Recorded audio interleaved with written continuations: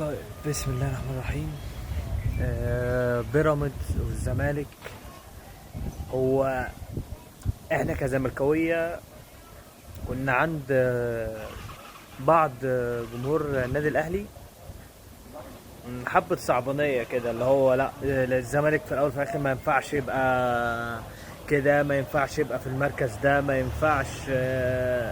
كانوا شايفين اللي بيحصل ده غلط وما يصحش ان هو يحصل، وما يليقش الفريق نادي الزمالك. بعد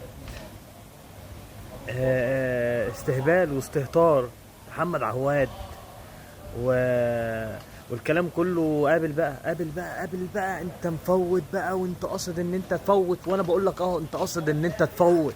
تعمليش فيها السبع رجال عشان انت مش راجل، عشان انت لما بتيجي تلبس تيشيرت نادي الزمالك انت للاسف انتوا عباره عن صوره بس، بتتحركوا زيكوا زي الاراجوزات.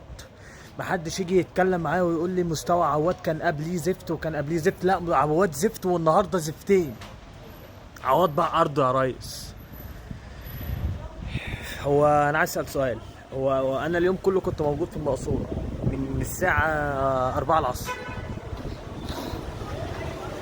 مجلس الاداره فين؟ فين مجلس الاداره؟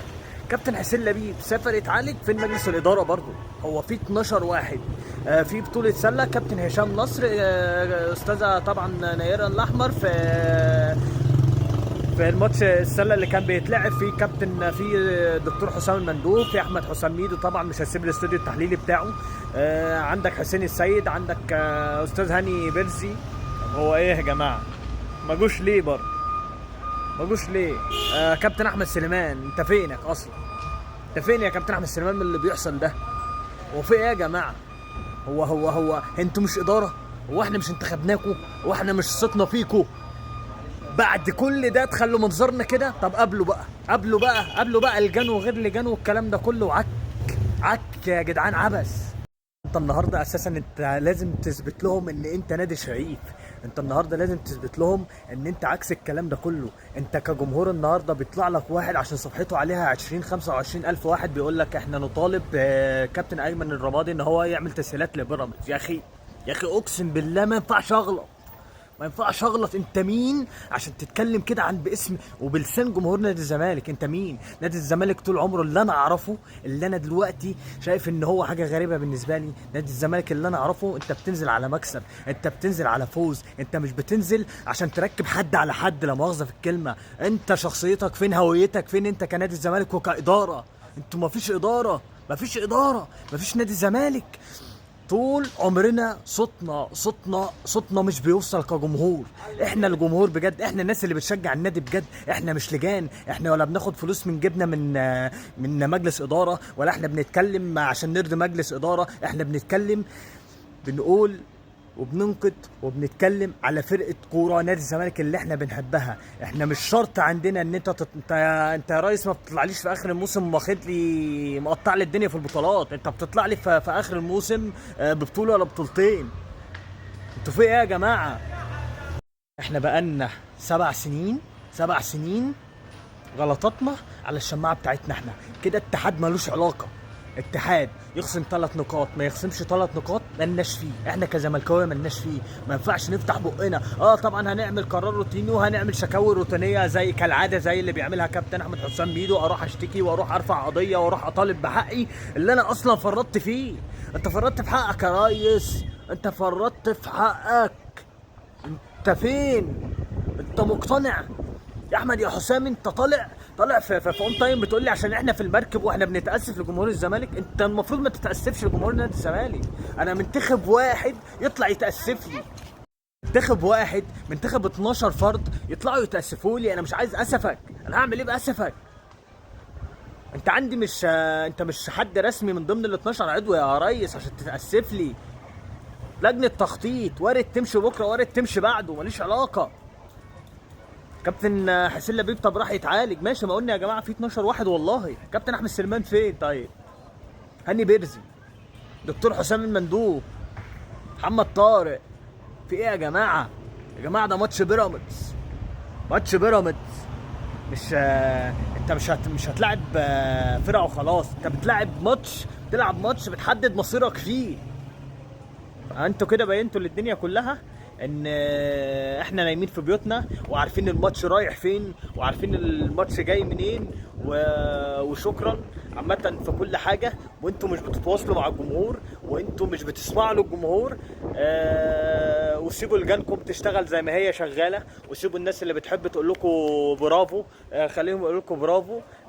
انا عامة بشجع نادي الزمالك اللي انا اعرفه اللي بينزل للملعب بيلعب على المكسب، حتى لو كان كل ضغوط عليه وحتى لو كان رابع خامس دوري فهو بينزل يلعب على المكسب. لكن لما انتوا جيتوا النهارده انا اسف انتوا غيرتوا هويه وشخصيه نادي الزمالك. كفايه كفايه. كابتن حسين لبيب الف سلامه ليك. ارتاح بقى خلاص بقى، تعبت بقى، ارتاح بقى. القانون بيقول ايه لو هم مشيوا؟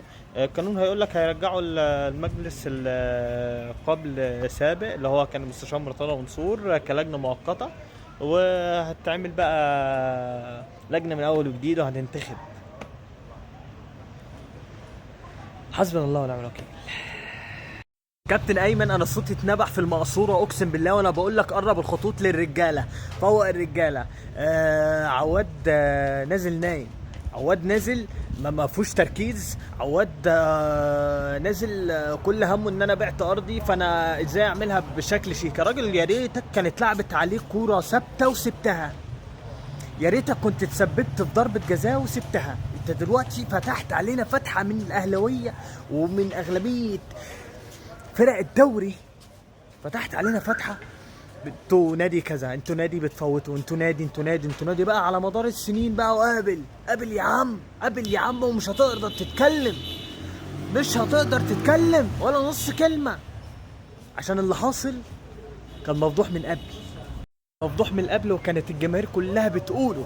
وانت كمشجع زملكاوي كنت بتقول انا عايز بيراميدز تفوزني عشان تنافس على الدوري، تبقى في بينها وما بين الاهلي نقطتين، وتيجي تتنفذ اللوائح والعقوبه على نادي الاهلي ل3 نقاط، ويجي النهارده يتحسم الدوري لبيراميدز.